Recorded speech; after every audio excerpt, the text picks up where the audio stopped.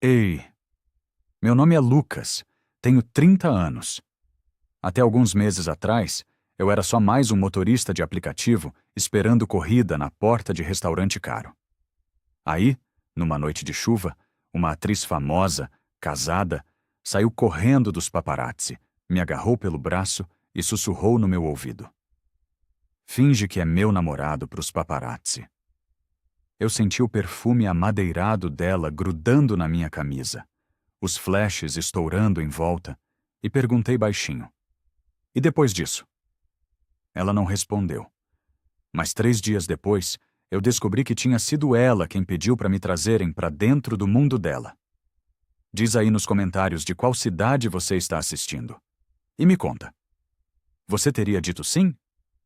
Eu estava parado na esquina de um restaurante caro quando tudo começou. Era noite de sexta. Chovia fino. Aquele tipo de chuva que molha devagar, sabe? Eu tinha o aplicativo ligado, esperando alguma corrida aparecer. Ficava ali porque era ponto bom. Gente saindo de jantar, sempre alguém querendo ir para casa sem se molhar. Eu dirigia fazia uns 2 anos. Antes disso, entrega. Antes disso, supermercado.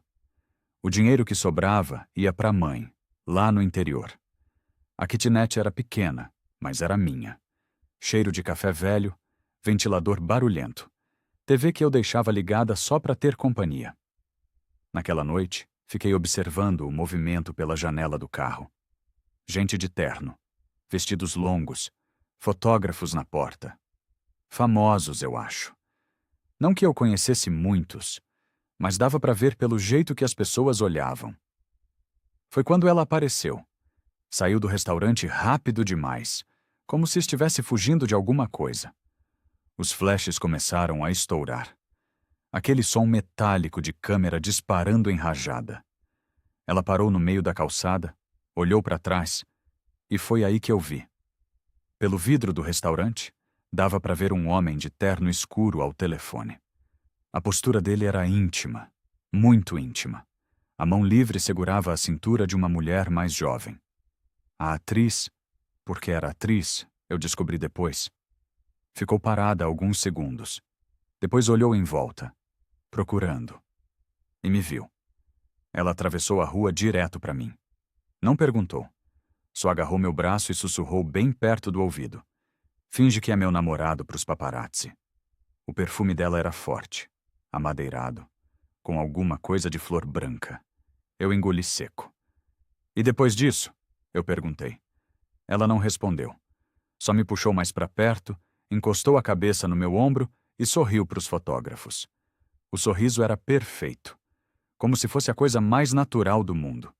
Eu abracei a cintura dela. Tentei parecer casual. Os flashes viraram uma tempestade.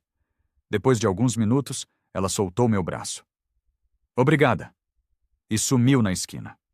Eu fiquei ali, parado, com o cheiro dela ainda grudado na camisa. Voltei para casa de madrugada. A kitnet estava quieta, cheiro de café velho ainda no ar. Liguei a TV no automático e caí no sofá. Foi quando vi meu próprio rosto na tela. Um programa de fofoca. A foto dela e a minha, lado a lado. A manchete dizia algo sobre novo affair misterioso. Eu peguei o controle e congelei a imagem. Olhei para o meu rosto, pro dela, pro jeito que ela tinha encostado a cabeça no meu ombro. Parecia real. No outro dia, acordei com o celular vibrando sem parar. Mensagens do Diego, meu amigo de infância. Ele trabalhava com som nos estúdios de TV. "Caralho, mano, você tá famoso?" "Quem é essa mina?" "Conta tudo." Eu mandei áudio explicando. Contei que tinha sido teatro, que ela só tinha usado a primeira pessoa que viu, que eu nem sabia o nome dela direito. Malu Araújo, irmão, atriz top, casada com o Renato Cardoso, diretor famoso. Você não sabia? Não. Eu não sabia. Passei o dia pegando corridas normais, mas as pessoas comentavam, no rádio, na TV dos bares, nos grupos de WhatsApp. Quem é o cara misterioso? À tarde, recebi uma ligação estranha. Número corporativo. Alguém da produção de uma novela. dizendo que eu tinha sido indicado para uma vaga de motorista, que queriam me entrevistar. Indicado por quem? Indicação interna. A gente está reforçando a equipe. Eu aceitei. Não tinha nada a perder. A entrevista foi 2 dias depois. Cheguei cedo. Portão gigante. Placas de gravação em andamento. Gente correndo de um lado para o outro com equipamento. Eu me senti pequeno. Me levaram para uma sala. Outros candidatos esperando. Um assistente me chamou. Fiz a entrevista com uma mulher do RH. Ela era simpática. Disse que eu parecia confiável. A gente precisa de gente discreta, sabe? Que não fique tirando foto. Que não saia contando o que vê. Eu assenti. No fim do dia, saindo pelo estacionamento, eu vi ela. Malu estava cercada de gente, maquiadores, assessores, entrando num carro preto com vidros escuros. Nossos olhares se cruzaram por 1 segundo. Ela fingiu que não me reconhecia. Mas teve uma pausa. Pequena, como se ela tivesse segurado a respiração. Naquela noite, recebi a mensagem. Você foi selecionado. Começa a segunda. Fiquei sentado na beira da cama. Som da cidade entrando pela janela. Ventilador girando devagar. Alguma coisa tinha mudado. Eu ainda não sabia o quê. Primeira semana foi estranha. Diego me deu um tour pelos bastidores. Mostrou onde ficava tudo. Figurino, camarim, estacionamento. Aqui é outro mundo, mano. Gente famosa é esquisita. Trata a gente como móvel, mas paga bem. Eu fiquei na área de motoristas. Pegava a lista de deslocamentos. Levava atores de um set para o outro. Gravações externas, eventos. No começo, nunca era ela. Até que, numa tarde, a assistente de direção me avisou. Você vai ficar com a Malu hoje. Meu estômago apertou. Ela entrou no banco de trás. Óculos escuros, silenciosa. No começo, tratou como se eu fosse qualquer motorista. Educada, distante. Mas no meio do caminho, ela soltou. Obrigada. Por ontem. Na porta do restaurante. Baixinho. Sem olhar para mim. Eu não respondi. Só assenti no retrovisor. Naquela noite, Diego me puxou no corredor. Mano, você sabe que foi ela que pediu pra te trazerem, né? O quê? A Malu. Ela pediu mais gente de confiança. Citou seu nome. Ou melhor, citou o cara da foto. Eu fiquei parado, processando. Ela tinha me escolhido. As semanas seguintes foram uma rotina estranha. Eu levava ela para casa quase todo dia. Cobertura num bairro nobre, fachada impecável, porteiro de luva. No caminho ela falava pouco. Mexia no celular. Respondia mensagens curtas e frias. Mas às vezes soltava alguma coisa. Você tem família? Tem. Mãe, lá no interior. Ela assiste novela? Assiste. Adora. Ela sorriu. Foi o primeiro sorriso real que eu vi. Ela deve achar que eu sou perfeita, então. Não era uma pergunta. Era uma constatação triste. Teve uma noite que eu levei ela e o marido para um jantar. Renato Cardoso, diretor famoso, mais velho, charmoso, frio.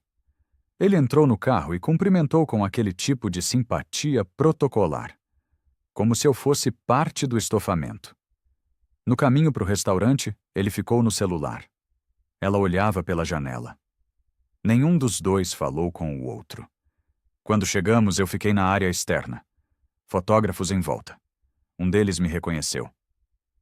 E aí, cara? Ainda dando carona pra ela? Eu não respondi. Depois do jantar, a volta foi pior. Silêncio pesado. Renato mandando mensagens. Malu olhando pro nada. Em certo momento, ele soltou uma piada. Melhor não sair em foto demais com motorista, né, amor? Pessoal inventa cada coisa. Ela sorriu. Mas o sorriso não chegou nos olhos. Foi numa sexta que tudo mudou de verdade. Ela pediu para eu dar uma volta antes de levá-la para casa. Só dirige, por favor. Eu obedeci. Saímos da área dos estúdios, ruas vazias, luzes amareladas dos postes entrando pelo vidro. Ela tirou os saltos, apoiou os pés no tapete, Fechou os olhos. Você sabe como é viver fingindo o tempo todo? Eu não sabia o que responder. Fingir que o casamento tá bem. Fingir que eu tô feliz. Fingir que eu não cansei. De ser ela. A voz dela estava quebrando. Eu dirigi em silêncio. Deixei ela falar. Ele me trai faz anos. Todo mundo sabe. Mas a gente mantém a imagem.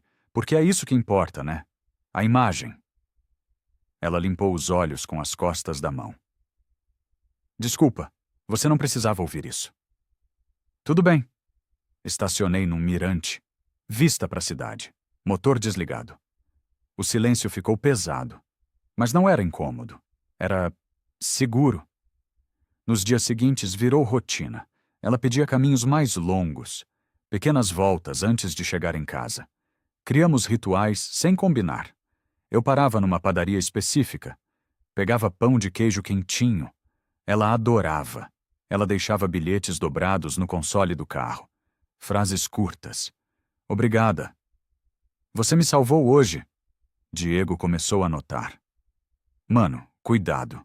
Essa parada tá ficando estranha. Não é nada. Ela é casada. Famosa. Você é... Você. Isso não vai dar certo. Eu sabia que ele tinha razão. Mas eu não conseguia parar. Teve uma noite de chuva, trânsito parado, para-brisa embaçado, som da chuva batendo no vidro. Ela estava cansada, olheiras fundas, cabelo preso de qualquer jeito. Posso sentar na frente? Claro. Ela mudou de lugar. Ficou do meu lado, perto. A luz amarelada dos postes desenhava o rosto dela. Marcas de expressão, pequenas rugas, bonita de um jeito real. Ela encostou a cabeça no meu ombro. Eu congelei.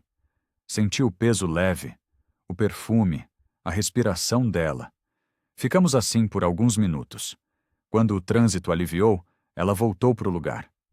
Desculpa. Não precisa. Mas alguma coisa tinha mudado. A partir dali, nada mais era só trabalho. Começaram os boatos. Gente cochichando nos bastidores, olhares estranhos. Patrícia, a estilista, puxou conversa comigo uma vez. Cuidado, tá? Ela é frágil agora. Um fotógrafo chamado Bruno começou a aparecer demais. Tirava fotos de longe, do carro, dos reflexos no vidro. Diego me alertou. Esse cara tá farejando alguma coisa. Eu tentei ignorar, mas o medo começou a crescer. Teve um evento, lançamento de produto, tapete vermelho. Eu levei ela. Abri a porta. Ela saiu impecável. Vestido longo, maquiagem perfeita. Os flashes explodiram. Ela olhou para trás. Para mim. E sorriu. Não era o sorriso de atriz. Era real. Bruno capturou aquele momento. Alguns dias depois, o clima mudou. Eu cheguei no estúdio e senti algo errado. Gente cochichando. Diego com cara fechada. Mano, vazou. O quê? Fotos.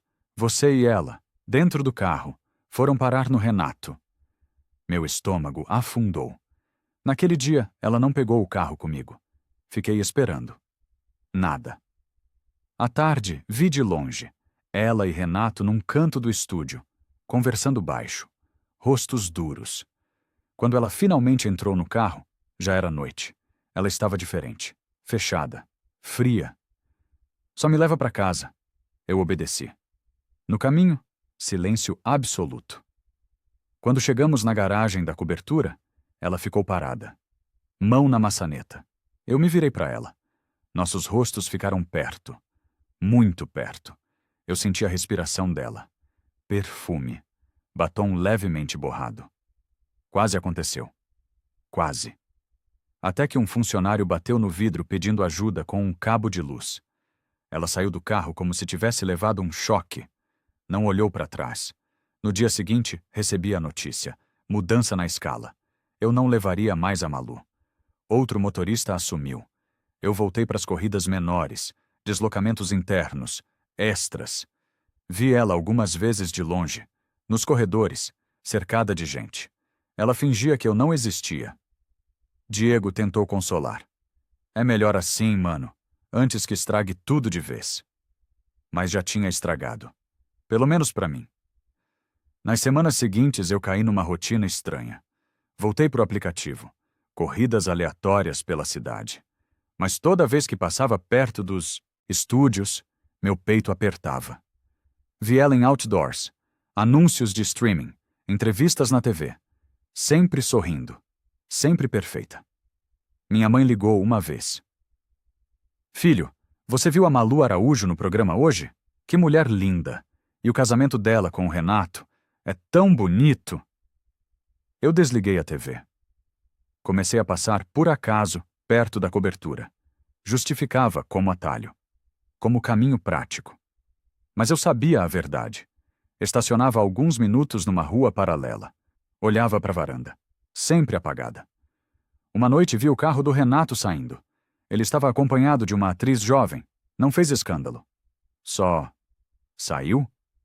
Como se fosse a coisa mais natural do mundo. Diego marcou um café. Me contou os boatos. Dizem que o Renato quer afastar ela de alguns projetos, para proteger a imagem. Mas todo mundo sabe que é para controlar ela. Eu senti raiva, impotência. E ela, tá bem? Não sei, mano. Patrícia disse que ela tá mais fechada, evitando todo mundo. Eu fui para casa naquela noite com um peso no peito. Li uma entrevista dela numa revista. Às vezes, a gente precisa se reinventar. A imagem nem sempre acompanha o coração. Eu sabia que aquelas palavras eram para mim, mesmo que mais ninguém soubesse. Foi numa madrugada que o celular vibrou. 2h14 da manhã. Número desconhecido. Você ainda consegue fingir? Meu coração disparou. Só ela usaria essa frase. Poucos segundos depois, a localização. Rua perto da cobertura. Eu fiquei olhando para o celular, mãos tremendo. Pensei em não ir, pensei no risco, na carreira dela, no meu anonimato, mas eu já sabia. Desde o primeiro segundo, eu já sabia. Levantei da cama, peguei as chaves e fui. As ruas estavam vazias, semáforos piscando amarelo, som baixo do motor, ar frio entrando pela janela entreaberta. Eu dirigia no automático, mãos no volante, cabeça longe. Quando cheguei na rua dela, estacionei do outro lado. Desliguei o motor. Fiquei olhando para cima. O prédio estava escuro, silencioso. Por alguns segundos pensei que tinha sido engano, que ela não viria. Até que a luz da varanda acendeu. Uma silhueta feminina apareceu contra a luz. Mesmo de longe, eu reconheci. Ela ficou ali parada, olhando para baixo, checando se eu tinha vindo. Depois, a luz se apagou. Alguns minutos depois, a porta da portaria se abriu. Ela atravessou a calçada. Moletom, cabelo preso, sem maquiagem. Entrou no carro em silêncio. Fechou a porta devagar. O perfume era mais discreto. Mais dela. As mãos estavam frias quando tocaram o painel. Dirige qualquer lugar longe daqui. Eu liguei o motor e dirigi. Parei numa rua residencial calma. Árvores grandes, luzes de poste espalhadas. Desliguei o motor. Ficamos em silêncio. Só o som distante da cidade. O vento nas folhas. Ela respirou fundo. Eu não consegui mais. Fingir que aquela noite de chuva não tinha acontecido. A voz dela estava baixa, cansada. Depois que as fotos chegaram no Renato, ele não gritou, não fez escândalo, só me olhou diferente, como se eu tivesse quebrado alguma regra invisível. Ela passou a mão pelo rosto. A gente não conversa mais. A gente coexiste, ele na ala dele da casa, eu na minha. Camas separadas faz meses, talvez anos. Eu nem lembro mais.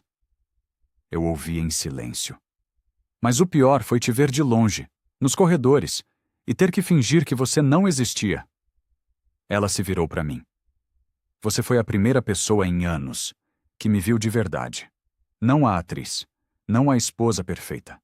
Só eu. Minha garganta estava apertada. E eu te afastei, por medo, por culpa, porque eu não sabia como lidar com isso. Ela tocou minha mão, de leve, como pedido de desculpas. Desculpa. Você não precisa. Preciso. Eu te usei. Te trouxe para dentro desse caos, e depois te descartei quando ficou difícil. Eu segurei a mão dela. Eu sabia no que estava entrando, desde a primeira noite.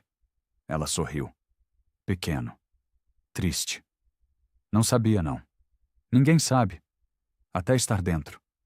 Ficamos ali até o céu começar a clarear. Falamos sobre tudo, sobre nada.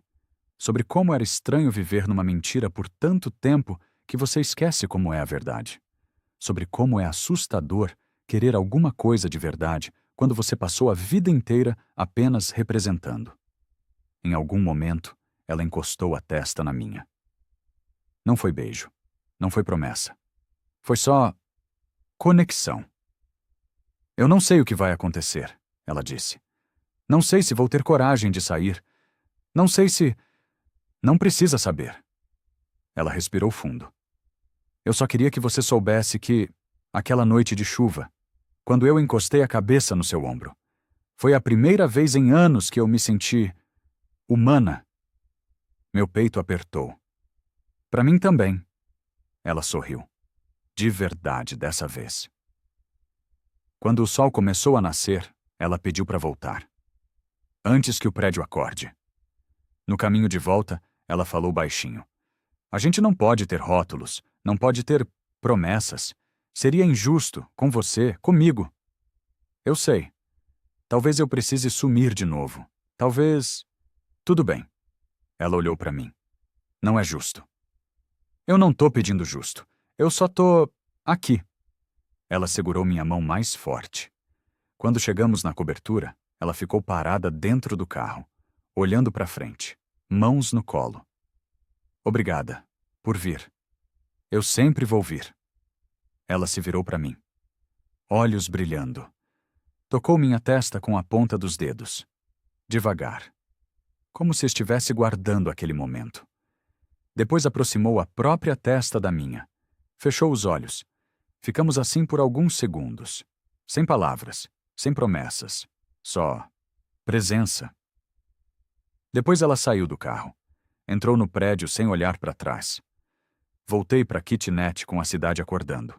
Barulho de trânsito começando. Lojas abrindo. Gente indo trabalhar. Eu me deitei na cama sem dormir. Revi mentalmente cada segundo daquela madrugada.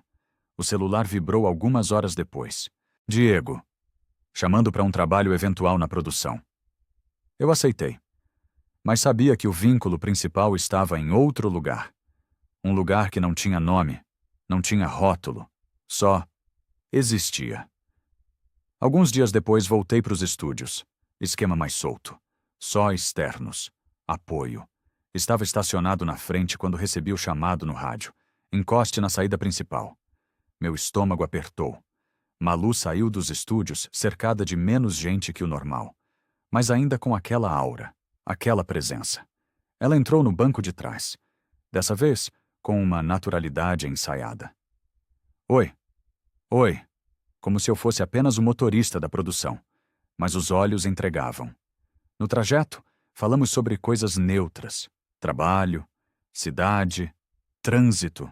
O carro voltou a ser palco de um fingimento necessário. Mas pequenos sinais reapareceram. Ela ajeita o cinto com mais cuidado. Comenta discretamente. Você ainda pega o pão de queijo daquela padaria? Eu sorri. Ainda. Bom saber. Pausa. Se alguém perguntar, diz que eu só peguei o primeiro carro disponível. Claro. Ela olhou pela janela. Meio sorriso nos lábios. Levei ela até uma locação externa. Quando parei, ela ficou alguns segundos a mais dentro do carro. Você vai continuar aparecendo? Vou trabalhar aqui de vez em quando, se precisar. Vou precisar. Não era pedido. Era constatação. Ela saiu do carro. Eu a vi se afastar. Equipe se formando ao redor dela. Câmeras, luzes. Ela virou de costas para mim. Voltou a ser a atriz. Estacionei o carro numa rua tranquila depois disso. Fiquei ali, mãos no volante, olhando para frente, pensando em tudo que tinha acontecido. Na noite em que ela me agarrou na porta do restaurante. Na primeira vez que entrou no meu carro como motorista.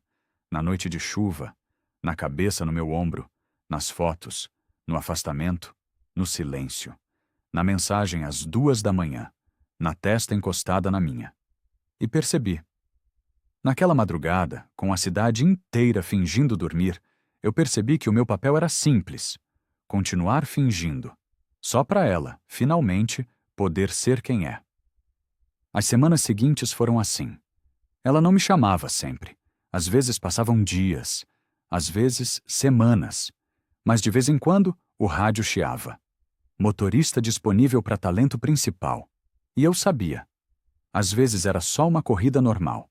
Set para cobertura, profissional, educado. Outras vezes, ela pedia desvios. Dá uma volta antes. E a gente dirigia sem rumo, conversando. Ou em silêncio. Ela contava sobre reuniões tensas com Renato, sobre contratos sendo revistos, sobre a possibilidade de uma separação oficial. Um dia. Mas não agora. Ainda não. Eu nunca pressionava, só escutava. Teve uma noite que ela entrou no carro mais leve. Eu falei para Patrícia, sobre você. Meu coração disparou. E?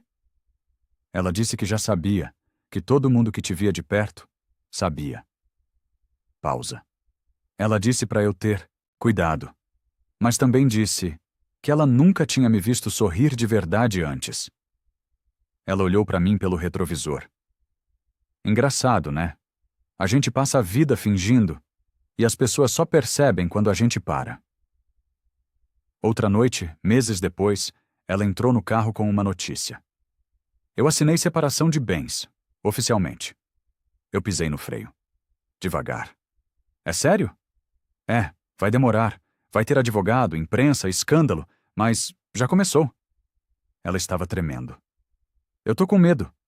Eu sei. Mas eu tô mais com medo de passar o resto da vida fingindo. Eu segurei a mão dela por cima do banco. Você não tá sozinha. Ela apertou minha mão. Eu sei. Não teve final feliz de filme. Não teve pedido de casamento. Não teve mudança pra mansão. Não teve apresentação pra família na TV.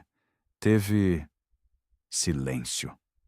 Teve noites em que ela reservava o carro só comigo, sem destino.